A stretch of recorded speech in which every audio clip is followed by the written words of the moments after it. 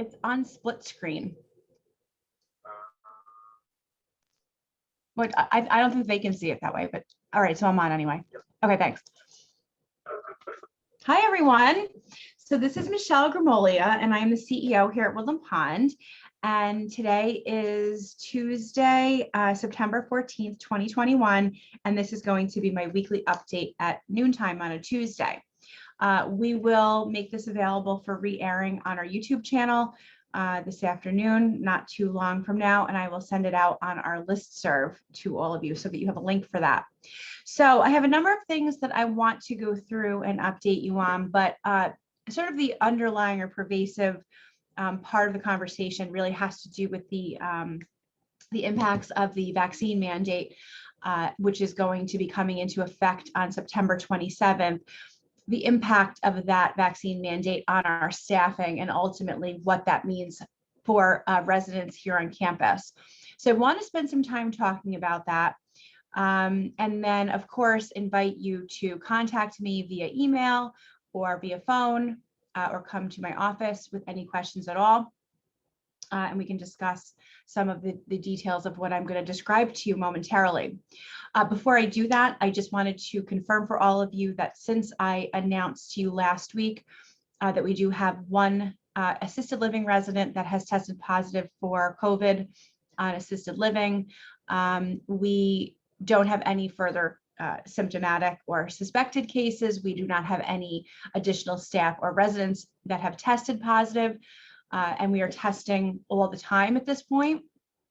The state has given us the testing schedule for the assisted living and Garden View residents following their exposure from a staff member a couple of weeks ago. We are continuing to run through that testing protocol.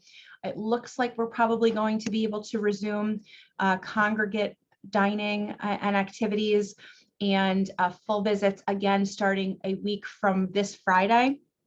So we're still looking at about maybe 9 days or so because we did have the new resident positive, but we are working with the state on those dates. So we'll get you that information as we have it. But the best news is that we don't have anybody right now that is known to have COVID with the exception of that one resident and the staff member who has essentially fully recovered at this point to my knowledge. And we are continuing to test around the clock. And what does around the clock mean now? So for the residents, again, it means that the state has given us the testing schedule for assisted living in Garden View. We had a pre-existing testing schedule for skilled nursing residents, and then we test independent living residents here with rapid tests if they have a known exposure, are concerned about a symptom. So that's really more of on an as needed basis. Now for our staff, we're currently now required because of the prevalence of COVID and where the state feels that we are in our state and region, we are required to test all unvaccinated health center staff members twice per week. And that will stay in effect until the full effect of the mandate has passed by us. So until further notice, all unvaccinated staff members will need to continue to be tested. Now, again, keep in mind that because of the New York State vaccination mandate, which goes into effect on the 27th of September, as of midnight on the 26th, all of our staff will have had to have had at least one vaccine. Now, they may choose to have Johnson & Johnson, which means that they only need that one dose. And then 2 weeks after that, those staff members will be considered to be fully vaccinated. If they choose Pfizer, they will have 3 weeks between the first and second dose, and then they will have 2 weeks after that. So 5 weeks in total from their first dose until they are considered to be fully vaccinated. And with Moderna, it's 4 weeks in between the two doses, so 6 weeks process altogether. So once everyone on campus is considered to be fully vaccinated, then the state requirement to test as frequently as we are now will go away. But we are testing a lot right now. Now, of course, anything can change and probably will. And so we're keeping a close eye on all of the logistics and the details related to all of those things. So we are sad, disappointed, regretful to be reporting the fact that we are going to lose more staff than we really hoped that we were going to. When the mandate was first announced a couple of weeks ago, we had a large number of people that said, I'm absolutely not going to get vaccinated. I will not be here. I'm going to find other employment. I'm going to go to school. I'm going to do whatever. And we really were optimistic that, with additional support and education and realization that, a lot of places are going to be requiring a vaccine, we were really hopeful that we were going to convince everybody to stay. And that is not panning out. Right now, we are going to see significant impacts on staffing, particularly in the health center. We're going to lose probably at least 4 full-time staff in dining services in the health center across skilled, assisted, and garden view. We anticipate 12 full-time vacancies with LPNs and a whole number of LPNs and CNAs, I should say, and then a whole slew of part-time vacancies as well. So we are in the process right now of identifying every way to recruit, to retain, to incentivize people to stay or to bring back people that have left us and would like to come back. We've instituted substantial employee referral bonuses so that if you're an existing employee and you know somebody that might like to come work for us, there's a significant financial incentive for that for you right now. We are, as a management team, meeting daily at this point to identify and activate emergency staff response planning, meaning that people that you currently may see working in one location, for example, independent living, we are going to need all of our nurses. So we're going to need assistance from Angel. Angel being our independent living second wellness nurse. She's going to be deployed full-time to the health center. That's where she had been. We're going to be looking at, what Mary Jo can do to help support the nursing functions in the health center. We are going to be moving administrative staff around to support and take burdens off of nursing staff so that they can focus purely on their clinical work, and bringing in per diems and modifying operations so that we can provide services in a safe, ethical, and appropriate manner. So we are big time in the planning modes right now. A couple of the things that we know for sure are going to see interruptions sooner than later. We are going to be temporarily suspending brunch and meal service in the main dining room on Sundays. So beginning this Sunday, which is the 19th. So the 19th and then the following 2 Sundays for now, we are not going to be offering meal service in the dining room. We simply don't have the staff to do so. So what we are going to do as a concession is we are going to offer free room service delivery on those Sundays. And if we have to do this going forward on any other days, we will do the same. So if there are any days that we need to cancel service in the main dining room, we will offer free delivery service for room service for you. We're really going to try to make concessions and be fair about this as much as possible. One of the next, probably more impactful things that residents will certainly start to potentially notice is, and this really relates more to assisted living and garden view and to a very small extent skilled nursing, but it is our existing policy that if we do not schedule your medical appointment and you require transportation for transportation, it's our policy that we cannot provide that transportation unless we schedule the appointment. We have somewhat loosely enforced that, although it was the intention. I made a communication effective September 1st that we were going to begin enforcing that very significantly. We are going to have absolutely no choice.